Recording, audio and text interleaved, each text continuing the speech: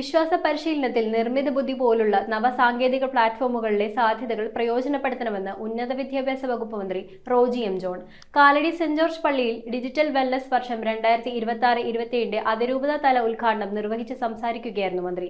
Ernakulam Angamaly major അതിരൂപത വിശ്വാസ പരിശീലന കേന്ദ്രം ഡയറക്ടർ ഫാദർ പോൾ മൊറേലി ആമുഖ സന്ദേശം നൽകി. കാലടി സെന്റ് ജോർജ് പള്ളിയിൽ സംഘടിപ്പിച്ച ഡിജിറ്റൽ വെൽനസ് വർഷം 2026-27 അതിരൂപത തല ഉദ്ഘാടനം ഉന്നത വിദ്യാഭ്യാസ വകുപ്പ് മന്ത്രി റോജി എം ജോൺ നിർവഹിച്ചു. ഈ വർഷം വിശ്വാസ പരിശീലനത്തിന്റെ ഭാഗമായി നമ്മുടെ ലൈഫിലെ വിശ്വാസം വളരെ പ്രധാനപ്പെട്ടതാണ്. നമ്മൾ ക്രൈസ്തവ വിശ്വാസികളായിരിക്കുന്നു. ആ വിശ്വാസത്തിന്റെ അടിസ്ഥാനത്തിലാണ് നമ്മൾ എല്ലാവരും മുമ്പോട്ട് പോയിക്കൊണ്ടിരിക്കുന്നത്. നമ്മൾ സ്കൂളിൽ പോകുമ്പോൾ സ്കൂളിൽ ഓരോ കാര്യങ്ങൾ ചെയ്യുമ്പോഴൊക്കെ നമുക്ക് ഓരോ പ്രതീക്ഷകളുണ്ട്, ഓരോ ലക്ഷ്യങ്ങളുണ്ട്. വിശ്വാസം എന്താണ് എന്ന് ബൈബിളിൽ കൃത്യമായി പറയുന്നുണ്ട്.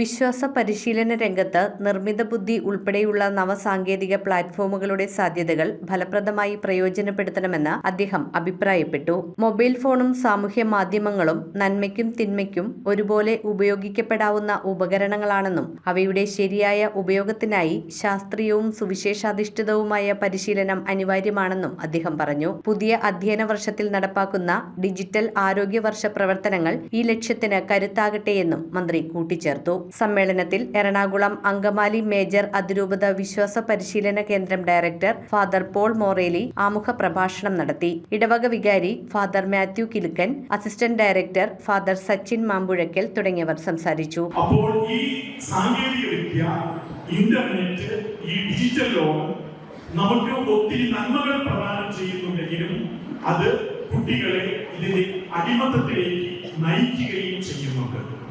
ഈ കാര്യം മനസ്സിലാക്കിക്കൊണ്ട് ഈ ഒരു വർഷം മുഴുവൻ കുഞ്ഞുങ്ങളെ നല്ല രീതിയിൽ ഈ സാങ്കേതിക വിദ്യ ഉപയോഗിക്കാനായിട്ടുള്ള പരിശ്രമമാണ് എറണാകുളം അങ്കമാലി അതിരൂപത വിശ്വാസ പരിശീലന കേന്ദ്രം രൂപത മുഴുവൻ നിർവഹിക്കാനായിട്ട് ആഗ്രഹിക്കുന്നത്.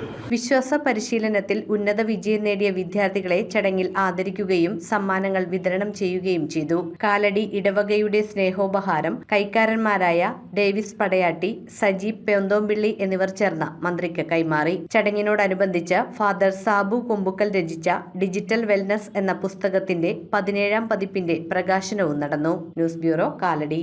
റോയൽ കൊച്ചി 15 വർഷമായി പള്ളുരുത്തിയിൽ പ്രവർത്തനം ആരംഭിച്ചിട്ട് എല്ലാ സർവീസുകൾക്കും 30 ഡേയ്സ് സർവീസ് വാറന്റി. സർവീസ് അടുത്തിരുന്ന് കാണാം. പഴയ ഫോൺ എക്സ്ചേഞ്ച് ചെയ്ത് തവണ വ്യവസ്ഥയിൽ പുതിയ മൊബൈൽ ഫോൺ സ്വന്തമാക്കാം. ഡോർ ഡെലിവറി സംവിധാനമുണ്ട്. റോയൽ കൊച്ചി.